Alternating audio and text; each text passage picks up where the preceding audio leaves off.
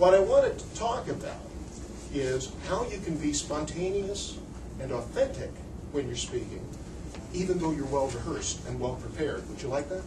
Yes. Hell yes. Now, imagine, if you will, your CEO walks to the front of the room and says, "Can you imagine a world where I and everyone is able to own a Porsche? Where I and everyone can live up in Piedmont." Do you believe it? Hell no. Are those very studied gestures? Yes.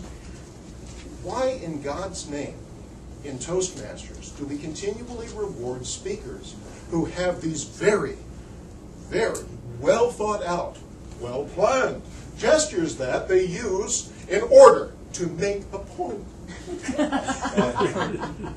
When if you saw someone doing that in a business setting, if you saw someone doing it as their church pastor, if you saw someone doing it at a PTA meeting, you'd throw them out.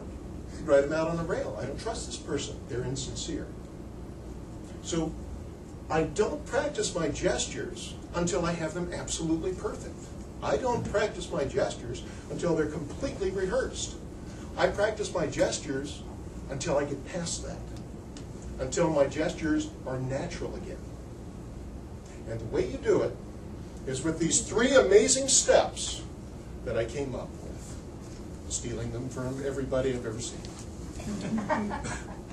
This goes back to the actor's method. Have you heard of the actor's method?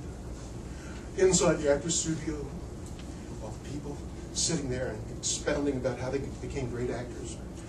The method is a way of getting in touch with your sensory feelings so that you put yourself into the moment, you put yourself into the character, and when you have that experience of being the character, the gestures fall out naturally. So first you have to know how to become a character. Then you've got to believe yourself in that character. And then it's time to let other people believe too. We're going to have some fun with this. I have my notes up here. When you speak for 40 minutes, you get to use notes. All right, so how do you become the character? First off, practice a lot. Practice, practice, practice. Practice, practice, practice. How many of you write your speeches out completely? Word for word. Excellent. Then you rehearse that speech and you memorize that speech. You memorize it. Absolutely. And then you keep practicing until it becomes natural again. Until you can blow it and get back into the groove. Because if you just get it down word for word and you have a hiccup somewhere in the middle, a plane flies over and it distracts you, you have to go back to the previous paragraph to catch up again. So you have to keep practicing your words until you can blow it and recover. And you've got to keep practicing your gestures until you can do them incorrectly and get back into your speech and not have it throw you off your game. All right. So, how do you become the character? Well, first off, I really think about the character that I'm trying to create. Try to get inside that character's mind. We're Toastmasters. Mostly we talk about ourselves, right? If you're talking about yourself when you were 20, you've got to get back into that character. The character of you 31 years ago or 6. I knew you happened to do. So you think about the attitude you're assuming, the way things are in the world, think about the news, think about where you live, think about your friends, think about how you spend your day and your evening. Try to bring back some of that feeling so that you're going to express it in all of your body movements. I might act more spry. I might act like I've actually run in the past year. Something along that line, if I were trying to be 20 years old. You have to be careful about this, though, because if you're going to become the character, you've got to know how to be the character, and you've got to do it in an effective way. I was telling a story not long ago where I was a leprechaun. I was going all over the world. And there was this little dog, and the dog was chasing its tail. And I said, "Little dog, what you doing there?" And I thought that the best gesture for that would be to run in a circle. I'm chasing my tail. Well, there's only one problem. I'm turning my back. And I'm not a young man anymore. can't do that. I get out of breath. And so that gesture didn't work. What I needed to do was watch the dog. And he's going around in a circle. Right there, what you doing, little dog? I'm chasing my tail. Well, I can do this all day. Facing the audience. So the gesture didn't work. I turned it around, turned it into something that does. Now, I saw another fellow at one of our District 57 contests. He was giving a great speech. District finals, really good speaker. He was talking about how he had thrown a ball to a little girl and taught her how to catch the ball. And she was so happy that she skipped for joy. And he showed how she skipped for joy.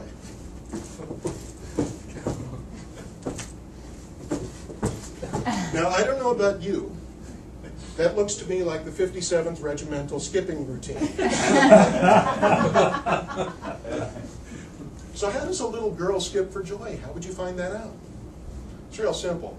I took a bag of M&Ms. I went over to the elementary school, found a group of girls. I said, who wants a bag of M&Ms? Held it over their head. And they went, oh. That's how they skip for joy. You want to know how you make a disappointed face like a little girl? Because I didn't give them the M&Ms. More bang for the buck, and I got a bag of M&Ms out of it. So you have to be sure that you're getting into the character itself and really investing yourself in the reality of the character. Once you're able to do that, you've got to start to believe in your surroundings. And you believe in your surroundings by calling on your sense memory. And what does that mean? We remember the things we've seen, but let me ask you this. What do you think of when I say cinnamon toast? What do you think of when I say bananas on cornflakes? Where are you when I say floor wax? Because I can tell you where I am. I'm in Grandma's kitchen. I'm at my father's house just after they said my parents were getting a divorce. When I smell floor wax, I'm in 2nd grade. And I'm sitting, waiting for class to start because they let us into the auditorium. And I would smell that floor wax. Every time I smell that, it takes me back 47 years. Because the sense of smell is so much more vivid for us than the sense of sight. So if you can call on those senses, if you remember the feel of soft leather on a bully's jacket when he's holding you down, if you can remember these things and tap into that, your muscles themselves have got these memories that you can pull on and use as you speak. Now I want to demonstrate this for you. I brought props. And I would like the closest person here. I've got a nice fresh carton of milk. This is kind of heavy. I want you to go ahead and fill up both cups. Did you feel it? Yes, I did. Okay. When I say this is kind of heavy, I want you to fill up both cups. As a jerk. Try this at Thanksgiving. Take an almost empty carton of milk and go, oh, careful. Hand it to somebody, and when they pick it up, they're going.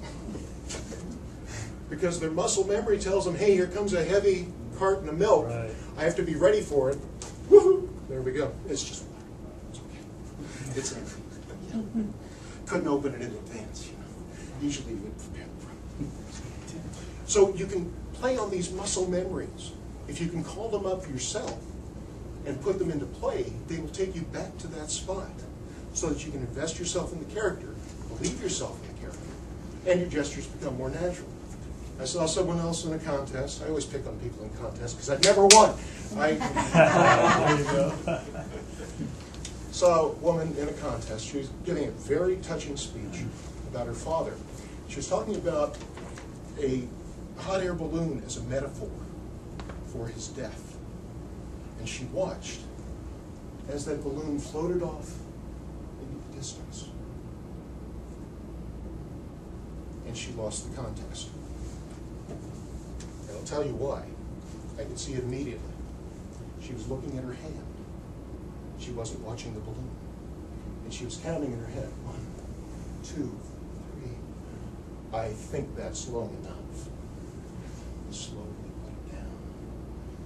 What she should have done was watch the balloon go. You see how I shift when I'm watching the balloon? I shift the weight to my front foot. I can't help but do it.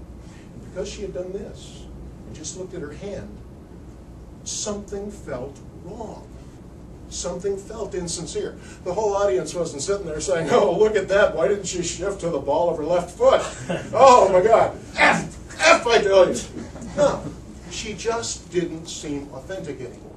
And the second you come off as being insincere in the speech, when you're giving this very important, very meaningful speech, it's really clear. So you have to see it. You have to feel it. You remember the story of the fellow who got his hand cut off? Perhaps it holds it on. He runs over to the doctor. He says, "Doctor, can you sew my hand back on?" The doctor says, "Sure, it'll be $30,000. He says, $30,000? Be crazy? I don't know. He runs outside. He runs into a friend. He says, "Hey, my brother's a butcher. Come on down." So he goes down to the butcher. He says, "Can you sew this back on?" She says, "Sure, $15. All right. So he sews it back on. Everything's great. He's walking down the street. Sees the doctor that evening. He says, "Hey, Doc, $30,000. Here's what I think of your $30,000.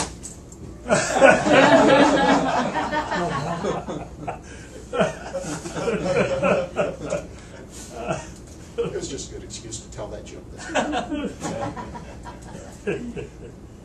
One thing I like to remind people of is edit your gestures.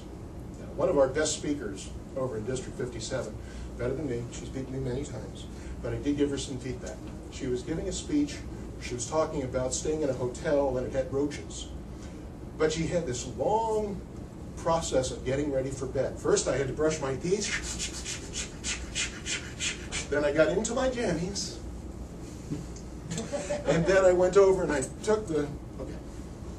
So this took a minute out of her speech. Her speech ran long. I said, "Look, then it was time for bed." Done.